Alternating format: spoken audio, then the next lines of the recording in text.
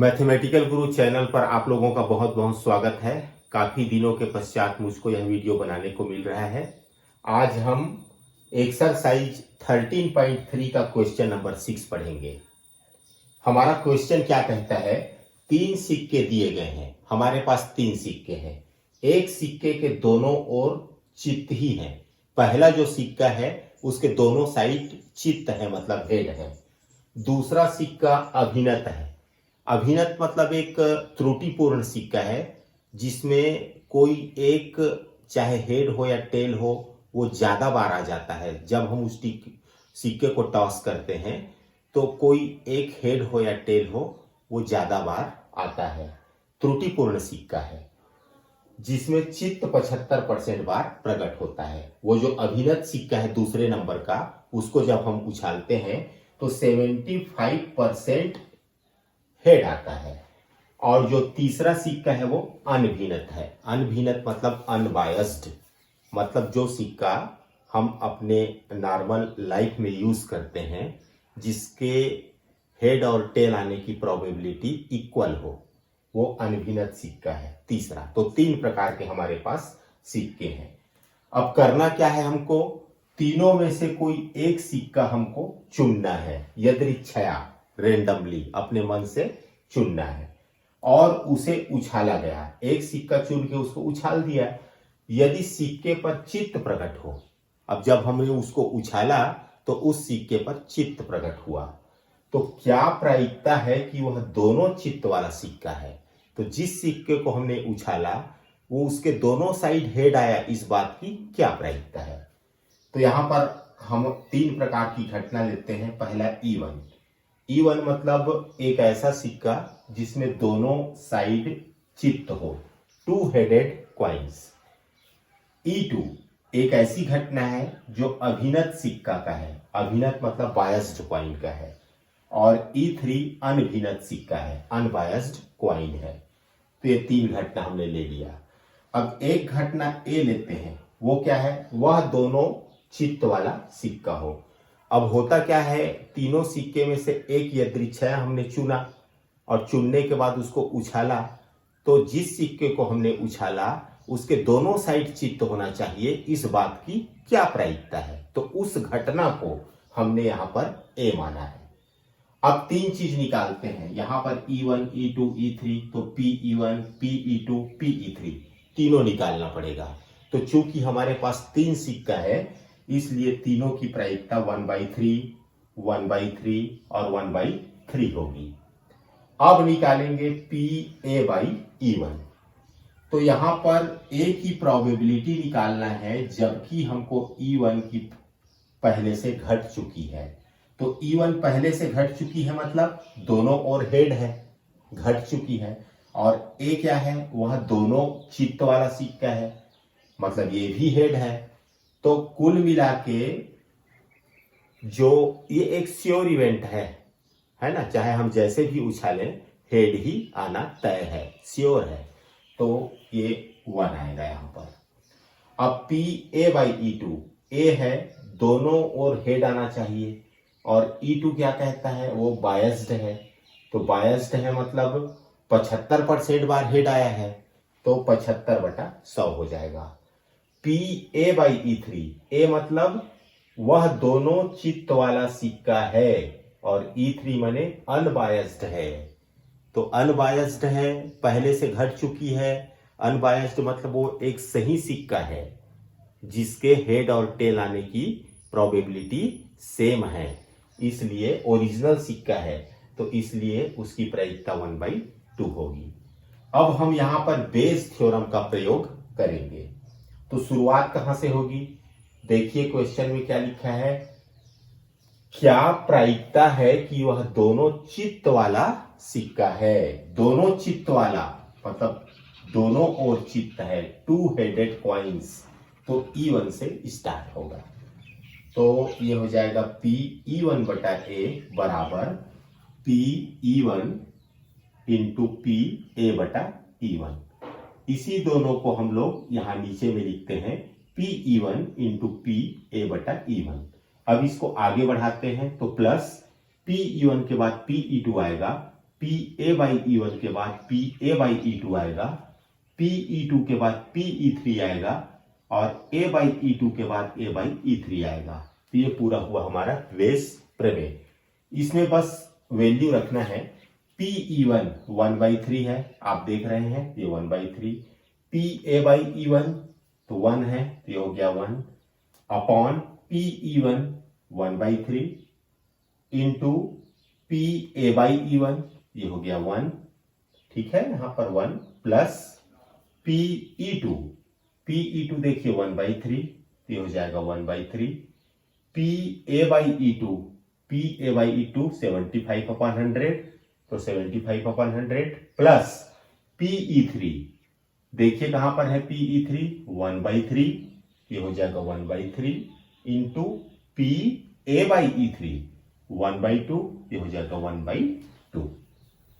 आगे देखते हैं, ये 1/3 का इंटू 1 तो ये 1/3, ये हो जाएगा 1/3 इंटू 1 तो 1/3, यहां पर 1/3, ये 1/3, 25 से कटा देते हैं, 25 या 75, 25 चौक 100 तो 3/4 आएगा प्लस 1/3 दूनी 6, ये हो जाएगा 1/3 अपॉन 1/3, ठीक है, प्लस ये 3 से 3 कटा तो यहां पर 1/4 प्लस 1/6 1/6, तो ये 1/3 ज्यों का त्यों है।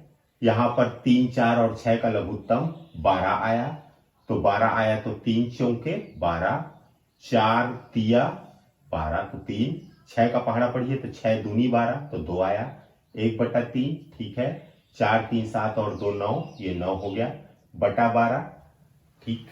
अब ये 1/3 गुणित 9/12 को पलट दो तो 12/9 हो गया, 3 एकम 3, 3 चौके 12 तो 4/9 हमारा आंसर है। एक्सरसाइज 13.3 का question number 7। An insurance company insured 2000 scooter drivers, 4000 car drivers and 6000 truck drivers. The probability of an accidents are 0.01, 0.03 and 0.15 respectively. One of the insured person meets with an accident. What is the probability that he is a scooter driver? इसका मतलब ये हुआ कि एक बीमा company 2000 scooter चालकों, 4000 car चालकों और 6000 ट्रक चालकों का बीमा करती है। दुर्घटनाओं की प्रायिकताएं क्रमशः 0.01, मतलब स्कूटर में दुर्घटना होने की प्रायिकता 0.01 है और स्कूटर के बाद ट्रक में दुर्घटना होने की प्रायिकता 0.03 है और क्या है, स्कूटर हो गया, कार हो गया, स्कूटर का ये है, कार का ये है और ट्रक का ये है। ये तीनों प्रायिकताएं हैं दुर्घटना होने की। बीमाकृत व्यक्तियों में से एक दुर्घटनाग्रस्त हो जाता है, उस व्यक्ति के स्कूटर चालक होने की प्रायिकता क्या है? तो चलिए हम इसको बनाना चालू करते हैं, आपको बहुत ही आसानी से समझ में आएगा। माना E1 स्कूटर चालक के बीमा होने की घटना, E2 कार चालक के बीमा होने की घटना और E3 ट्रक चालक के बीमा होने की घटना है। और ए क्या है, बीमाकृत व्यक्तियों का दुर्घटनाग्रस्त होने की घटना। यहां पर देखिए प्रश्न के आखिरी लाइन में लिखा है, उस व्यक्ति के स्कूटर चालक होने की प्रायिकता क्या है? किस व्यक्ति के? जिसका दुर्घटना हुआ है। तो उसको हमने ए माना है कि बीमाकृत व्यक्तियों का दुर्घटनाग्रस्त होने की घटना। यहां पर स्कूटर चालक भी बीमाकृत है, कार चालक भी बीमाकृत है और ट्रक चालक भी बीमाकृत है। तो बीमाकृत व्यक्ति ये टोटल इतने लोग हैं, उनके दुर्घटनाग्रस्त होने की घटना को हमने ए माना है। अब कुल बीमाकृत चालक कितने हैं? यहां पर स्कूटर चालक 2000 है, कार चालक 4000 है और 6000 ट्रक चालक है, तो टोटल 12000 चालक हैं जिनकी बीमा हुई है। अब प्रायिकता निकालना है E1 की, मतलब स्कूटर चालक के बीमा होने की प्रायिकता। तो स्कूटर चालक 2000 है और टोटल चालक 12000 है, तो 1/6 हुआ। PE2 मतलब कार चालक के बीमा होने की प्रायिकता E2। तो कार चालक यहाँ पर 4000 है तो 4000 बटा 12000 हो जाएगा, तो ये हो जाएगा 1/3। यहाँ पर 3 जीरो से 3 जीरो कटेगा। PE3 ये ट्रक चालक के बीमा होने की प्रायिकता है। तो ट्रक चालक यहाँ पर 6000 है तो 6000 बटा 12000 हो जाएगा। यहाँ पर 3 जीरो को कटा दीजिए तो 1/2 आएगा। अब PA/E1 मतलब जो है स्कूटर चालक है, तो स्कूटर चालक के दुर्घटना होने की प्रायिकता है 0.01, इसको 1/100 लिख सकते हैं। PA/E2 मतलब कार चालक के दुर्घटनाग्रस्त होने की प्रायिकता 0.03 क्वेश्चन में दिया हुआ है, 3/100। PA/E3 मतलब ट्रक चालक के दुर्घटना होने की प्रायिकता 0.15 दिया है क्वेश्चन में, तो ये हो जाएगा, इसको लिख सकते हैं 15/100। अब हम यहां पर बेज का प्रमेय लगाते हैं, बेज थ्योरम लगाते हैं यहां पर। तो बेज का प्रमेय कैसे स्टार्ट होगा, इसके लिए क्वेश्चन पढ़ना पड़ता है। उस व्यक्ति के स्कूटर चालक होने की प्रायिकता, जिसका दुर्घटना हुआ है वो स्कूटर चालक है, तो स्कूटर मतलब E1, तो E1 से यहां पर स्टार्ट होगा। PE1/A बराबर PE1 इंटू P, इसका उल्टा लिख देते हैं A/E1, तो A/E1। PE1 इंटू PA/E1, इसी को फिर यहां पर उतार देते हैं PE1 इंटू PA/E1, प्लस इसको आगे बढ़ाइए, E1 के बाद E2, A/E1 के बाद A/E2, E2 के बाद E3 और A/E2 के बाद A/E3। सबका मान रखिए यहाँ पर। PE1 का मान 1/6 है, देखिए ये 1/6 इंटू PA/E1 1/100, ये हो जाएगा 1/100। इसी को फिर यहां पर उतार लेते हैं, तो 1/6 इंटू 1/100 प्लस PE2 1/3 है और PA/E2 3/100 है, प्लस PE3 1/2 है और इंटू PA/E3 15/100 है।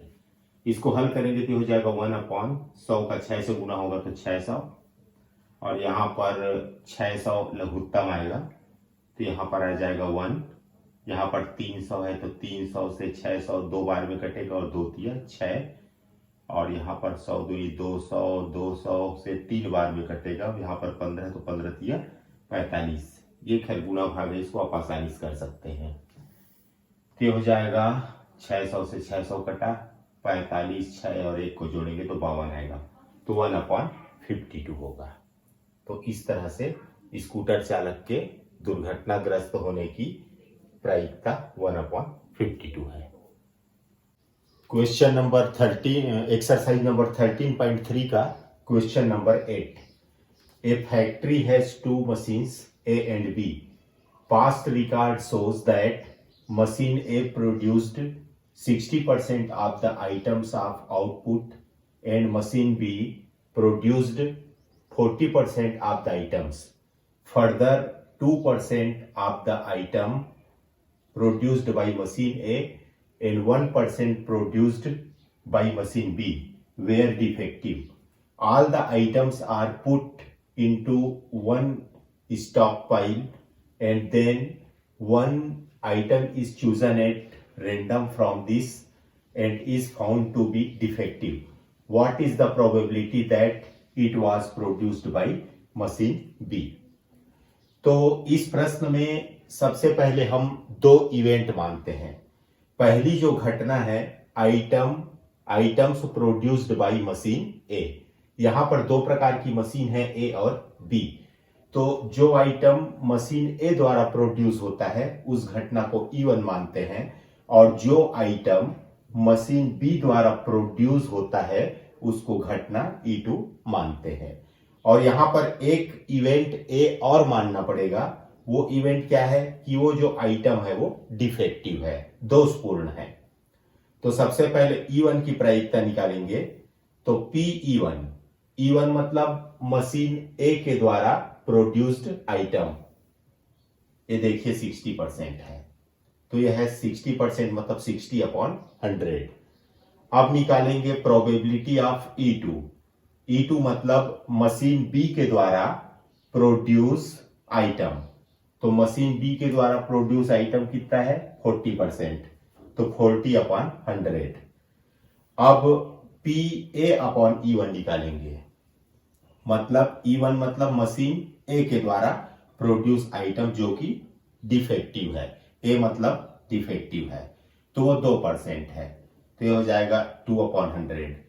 और PA/E2 निकालेंगे, मतलब मशीन बी के द्वारा प्रोड्यूस्ड आइटम जो कि डिफेक्टिव है, तो 1% है यहां पर, तो 1/100। हमको प्रायिकता किस बात की निकालनी है, what is the probability that it was produced by machine B. तो मशीन बी मतलब यहां पे देखिए मशीन बी के द्वारा प्रोड्यूस्ड आइटम E2 है और वो डिफेक्टिव है, तो बेस थ्योरम लगेगा यहां पर, तो E2 से ही चालू होगा वो। तो PE2/A is equal to PE2, और E2/A को यहां पर उल्टा कर देते हैं तो A/E2। अब इन्हीं दोनों चीजों को हम नीचे में उतारते हैं और प्लस करके जो छूटा हुआ है, यहाँ पे E2 को तो हमने लिख दिया है, अब E1 छूटा है तो उसको लिखेंगे, और A/E2 पहले से लिखा जा चुका है, तो A/E1 छूटा है उसको लिखेंगे। तो ये हमारा पूरा बना बेस थ्योरम। इसमें PE2 का मान रखेंगे 40/100 into PA/E2 1/100 upon PE2 40/100 into PA/E2 1/100 plus PE1 मतलब 60/100 इंटू PA/E1 2/100। यहां पे देखिए 40 हो गया, यहां पे 4 जीरो है तो ये हो गया, और यहां पे एलसीएम निकालेंगे तो 1 और 4 जीरो आएगा, यहां पे आ जाएगा 40 इंटू 1 मतलब 40 और प्लस 60 इंटू 2 यानी 120, तो 120 और 40 160 हुआ। यहाँ पे ये दोनों कैंसिल हो गया, यहाँ पे 0 से 0 कैंसिल हुआ, 4 एकम 4 4 चौ 16, तो 1/4 आंसर आएगा।